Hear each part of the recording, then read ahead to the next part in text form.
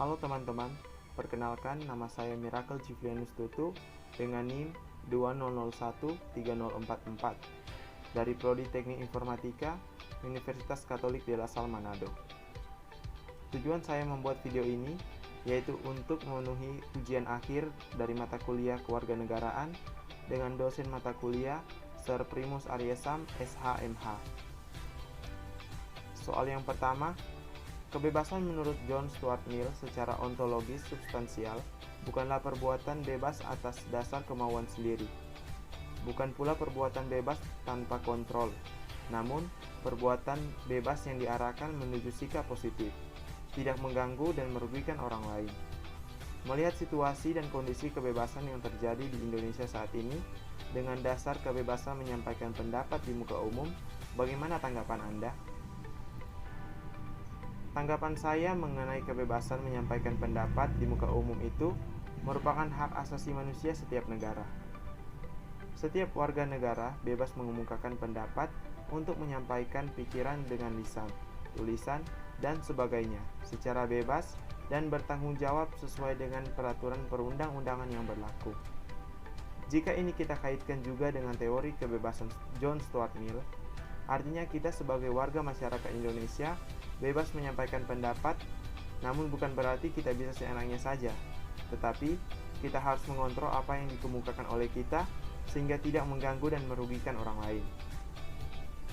Soal yang kedua, penyebaran informasi negatif melalui alat-alat elektronik, cepatnya perubahan dan perkembangan teknologi dan kejahatan dalam dunia informasi, serta teknologi mendorong pemerintah untuk mengeluarkan Undang-Undang Nomor 11 Tahun 2008 tentang informasi dan transaksi elektronik. Meskipun demikian, pelanggaran masyarakat terhadap ketentuan ini semakin marak terjadi seperti berita bohong dan tindakan keresahan serta kejahatan melalui media. Apa tanggapan Anda dan bagaimana cara mengatasinya? Tanggapan saya yaitu, ini merupakan suatu hal yang mengkhawatirkan dan merugikan karena kebanyakan orang menggunakan alat-alat elektronik atau media dengan salah dan dengan seenaknya saja tanpa mengetahui resiko apa yang akan terjadi yang bisa berdampak buruk bagi negara ini. Padahal, seharusnya kecanggihan teknologi ini bisa kita manfaatkan pada suatu hal yang positif, seperti mendapatkan informasi-informasi terbaru, bisa digunakan sebagai media pembelajaran, sarana komunikasi, dan sebagainya. Oleh karena itu, untuk mengatasi masyarakat harus memiliki kesadaran bahwa apa yang telah dilakukan itu merupakan suatu tindakan kriminal yang dapat merugikan diri sendiri ataupun negara.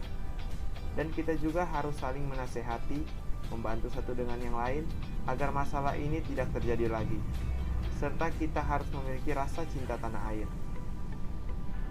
Soal yang ketiga, mengapa diperlukan konsepsi wawasan Nusantara sebagaimana dikatakan bahwa wilayah Indonesia yang tersebar dari Sabang sampai Merauke sebagai satu kesatuan, serta kemungkinan-kemungkinan apa yang terjadi dengan wilayah dan bangsa Indonesia jika tidak memiliki konsepsi wawasan Nusantara. Wawasan Nusantara adalah cara pandang bangsa Indonesia terhadap rakyat, bangsa, dan wilayah negara kesatuan Republik Indonesia yang meliputi darat, laut, dan udara, di atasnya sebagai satu kesatuan politik, ekonomi, sosial, budaya, dan pertahanan keamanan.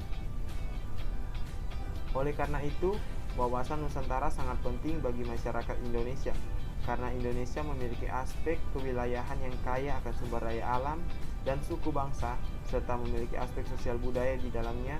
Indonesia terdiri atas ratusan suku bangsa yang masing-masing memiliki adat istiadat, bahasa, agama, dan kepercayaan yang berbeda-beda, sehingga tata kehidupan nasional yang berhubungan dengan interaksi antar golongan mengandung potensi konflik yang besar mengenai berbagai macam ragam budaya. Kemungkinan-kemungkinan yang terjadi dengan wilayah dan bangsa Indonesia jika tidak memiliki konsepsi wawasan Nusantara yaitu negara ini dapat dijajah lagi oleh bangsa lain, bahkan dapat menjadi negara yang hancur. Hal tersebut disebabkan karena tidak adanya lagi rasa persatuan dan kesatuan di antara para warga negara dan tidak adanya dan tidak adanya rasa untuk melindungi bangsa secara utuh, sehingga dapat mudah terombang-ambing dan terpengaruh oleh bangsa lain. Soal yang keempat, dalam negara demokrasi di Indonesia saat ini, ajakan bela negara seperti amanat konstitusi pasal 30 UUD Negara Republik Indonesia 1945 dianggap tidak menarik dan sudah usang masyarakat tidak suka mengikuti wajib militer. Hal itu diakibatkan oleh pemberian kesadaran kepada generasi muda, khususnya di kalangan kampus untuk mencintai negara dan taat pada peraturan yang berlaku.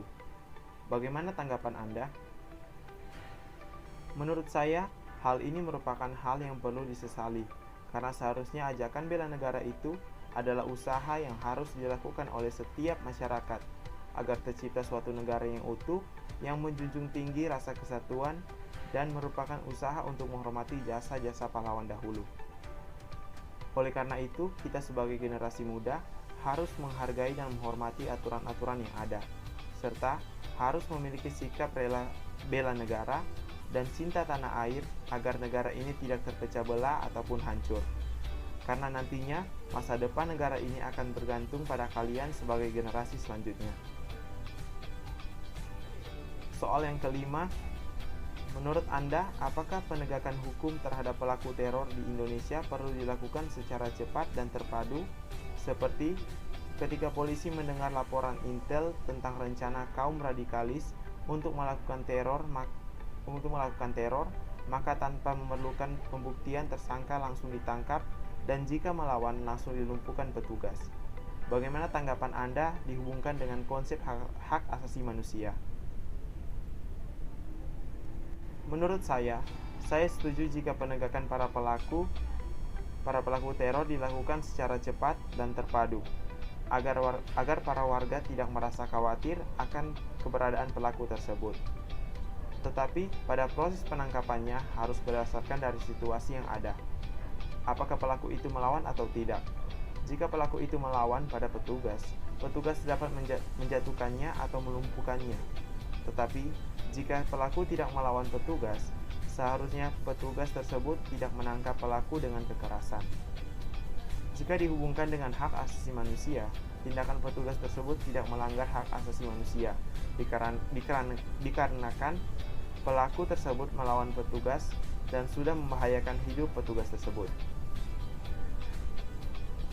Soal yang keenam, tujuan pendidikan kewarganegaraan di perguruan tinggi adalah untuk membentuk peserta didik menjadi pribadi yang memiliki rasa bangga sebagai bangsa Indonesia, cinta tanah air, menjadi warga negara yang taat pada konstitusi dan ketentuan perundang-undangan yang ada serta mampu memelihara lingkungan hidup dan menghargai hak asasi manusia. Tanggapan saya setuju karena dengan belajar kewarganegaraan di perguruan tinggi, mahasiswa dapat mengetahui hak dan kewajibannya terhadap negeri tercintanya. Dengan begitu, mahasiswa bisa menjadi pelopor kehidupan berbangsa dan bernegara yang berkeadilan, berkemanusiaan, demokratis, dan mahasiswa juga bisa menjadi sosok penerus bangsa yang demokratis dan cinta damai, sehingga tujuan demokrasi Pancasila di Indonesia bisa tercapai. Sekian dari video ini. Jika ada salah-salah kata, mohon dimaafkan, dan terima kasih.